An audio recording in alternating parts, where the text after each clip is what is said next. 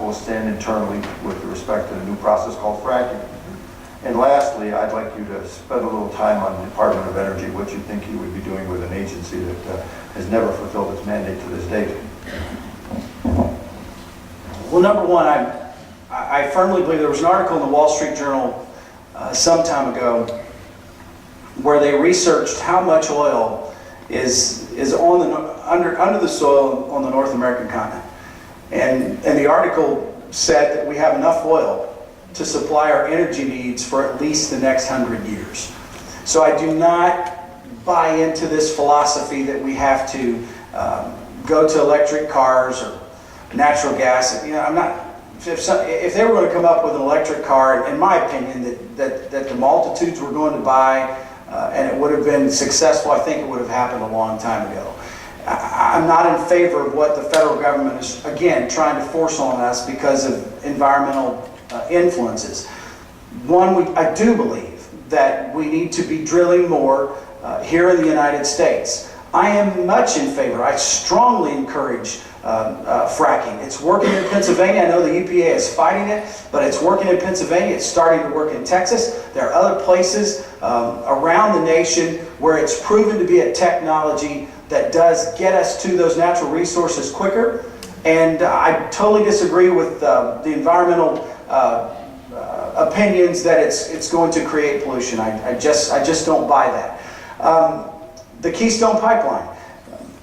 Again, I think it was a travesty that we would miss out on an opportunity to, one, enhance our relationship with Canada, provide to provide oil to the United States of America, and further release us of our dependence on Middle Eastern oil. I mean, if it's coming from Canada, it's technically still foreign oil. But I'd much rather be buying from Canada than I would from the Middle East. And we have to break that spell, and we can. But again, when you have an administration that is beholden to environmental special interests, and again, I'm not in favor of polluting the environment, but we could have built the pipeline. It would not have affected us. It would have created thousands of jobs, and it would have helped release our dependence on Middle Eastern foreign oil. Department of Energy, I forgot to answer. The Department of Energy. In my opinion, it is one of the departments that should be abolished because it has not accomplished its purpose. Thank you. One last question. Since you're here on behalf of the We The Hoosiers and the Tea Party, there has been a movement in the Congress to start up a Tea Party caucus. What are your feelings on whether or not you might want to take part in a group that is standing by a group of citizenry that is so concerned with the level of unconstitutional activity that's going on in our government with respect to lawmaking? I support the Tea Party caucus, and I'd be happy to join. One of my concerns regarding this race, and regarding what's happening in 2012, is I personally believe that if the Republican Party and the Tea Party does not work together, and that's why I'm pleased to tell you that right now we lead this race in not only elected official endorsement in the district, but Tea Party leader endorsements as well. I believe the Tea Party, and look, I would like to believe that I am a Tea Party candidate. I'm not a politician. I'm like many of you. The election of Barack Obama changed my life, kicked me out of my comfort zone and said it's time to get involved. And I did what some would think was the craziest thing in the world. I ran for the United States Senate. But it's very clear that race, although I did not expect this to be the case, that race laid the foundation for this one. I was very happy to go back to my life as a financial advisor. I seriously doubted that I would ever run for public office again. But my phone literally rang off the hook with people asking me to stay involved and to stay engaged. And I'm really glad that I did. But I also believe that the Republican Party is being given one more chance. And I'm afraid if they don't get it right this time, a third party will emerge called the Tea Party. What concerns me about that is if we have a fracture of the Republican Party, this nation will vote Democrat for the next 40 years. We cannot afford to let that happen. But that behooves all of us to stay in the fight. I know some pundits are trying to write the Tea Party off. I said to someone the other day, I believe the Tea Party is just as alive right now as we were 3 years ago when Rick Santelli began this movement with his rant at the Chicago Board of Trades. I think the difference is this, and I hope you will take this as the compliment I intend it to be. I think we're smarter. And I know at first it was more about the flag waving and the signs and the rallies, and those are all great. But what we've learned is that winning a political fight is more than just waving a flag or waving a sign. It's getting in the trenches, it's pulling out your checkbook, it's making phone calls, it's working a precinct, it's doing the tough stuff. That's not fun. The rallies are fun. I love them. I love singing at them every once in a while. But they're a blast. But boy, the hard work comes after the rallies. I think the Tea Party is as engaged as it's ever been. It's just I think we're a lot more organized, which is a good thing. Well, that concludes questions that we had. I'm going to leave it up to you. Would you like to make a concluding statement and then take questions from the audience, or do the reverse? If you don't mind, I'll make a few comments and then take... That's perfectly fine. I really am thrilled to be with you tonight, and it's really okay with me that I was a substitute for one of my colleagues in the race. I was a substitute many times in the dating game. No, that's a joke. I want to talk to you for a little bit out of my heart, and I've already mentioned some of this, and so I'll abbreviate. I first of all want to thank our volunteer coordinators in Dearborn County, Tom and Nancy, Mary Carroll. Mary, I almost called you Nancy. Shame on me. Tom, where are you? Hiding back there. They're doing a tremendous job for us, and I could not be happier. And Alex, thank you for letting me be here. Then I want to acknowledge Tom Sproles, a member of our campaign. Tom, you will hear me call him Hank. He calls me Frank. We've been friends since college. He drove me down here tonight, and he's an unpaid member of our team, but he's the guardian of the gate. He's my best friend, and I'd like for you to acknowledge him tonight. I'm thrilled that he is with us. And then State Rep Jeff McMillan was here, but he had to leave, and I wanted to acknowledge him. I've had the privilege of sharing a few town halls with him, and I wish he could have stayed around. He said he had a sleeping child with him, I think, and had to go. But I'm proud of the work Judd is doing, and I hope that you will continue to support him. Can I talk just a moment about some of the challenges that we're facing in 2012? You know, I really do believe one of the greatest challenges we face is to ensure that Barack Obama is a one-term president.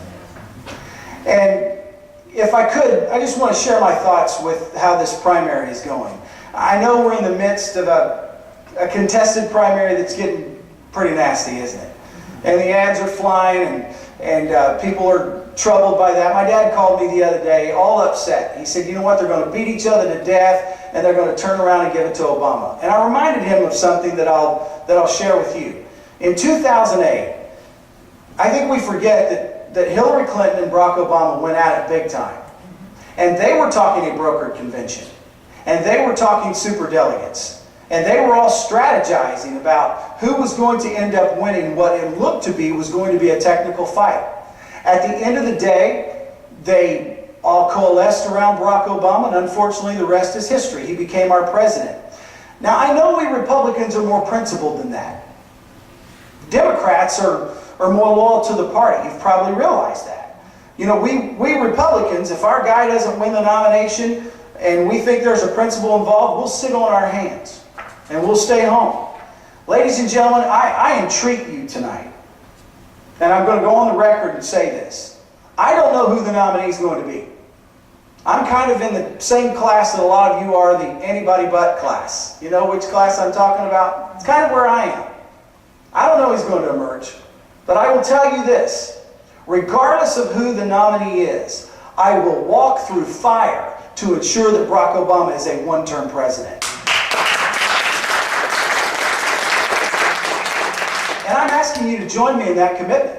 And I know you're saying, wait a minute, Don, this one's as bad as Obama. Can I say this about the people running? Number one, I don't think any of them dislike America like our president does. I really don't believe that. And I don't think any of them would usurp the Constitution of the United States like this president has. And that's why I submit to you, We cannot afford 4 more years of Barack Obama. So I thank you for joining me in that pledge tonight. I really appreciate that. The second challenge we face is replacing Congressman Pence. He's been a great congressman for our district. I have the utmost respect for the man, and I think he's going to make a great governor. And this is a job that we should not take lightly. We should take this very seriously. And I have just a few concerns to share with you. Number one, I want this race to be decided by we the people. And so I'm asking you tonight, don't be intimidated by a handful of political power brokers in Indianapolis. Don't buy the nonsense that you have to buy their guy.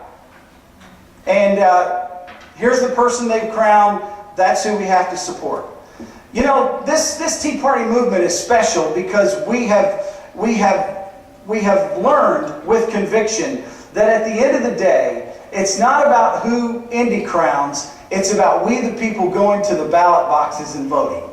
And so don't be intimidated by what you're hearing in Washington or in Indianapolis, okay? Let's make the determination ourselves. This race should be decided by us, the people of the 6th District. We're fiercely independent. We don't like others telling us what to do. And so I hope you will ignore what you hear coming out of Indianapolis. Secondly, let me just say this. If you know me well, you know that I'm extremely passionate about my faith. But if someone uses his or her faith for political gain, be afraid. Be very afraid. I'm the son of a minister. I have a Bachelor of Theology degree. You want to talk about God, we can talk about God. But I refuse to campaign on the back of the Son of God. I firmly believe that Jesus Christ came to save us from our sins, not get us elected to Congress.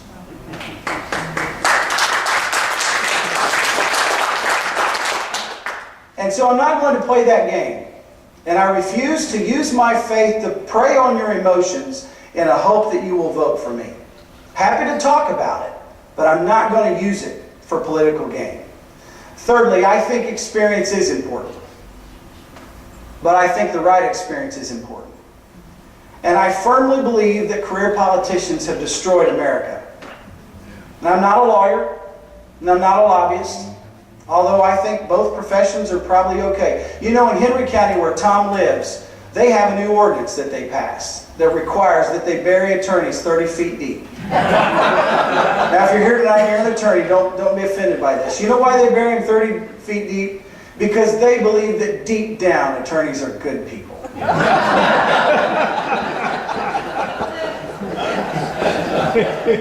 My first job will not be to be your congressman. I've been in the private sector. My first job was detasseling corn as a 14-year-old boy. I manage people's money for a living. I've never forgotten whose money it is I manage. It's not my money, it's their money. And Congress has forgotten whose money it is they're spending. And I believe we have enough lawyers and lobbyists on Capitol Hill. It's time we send a financial advisor who knows what we have to do to fix the fiscal crisis that threatens our sovereignty as a nation. Thank you for letting me be here tonight. I'm happy to take your questions.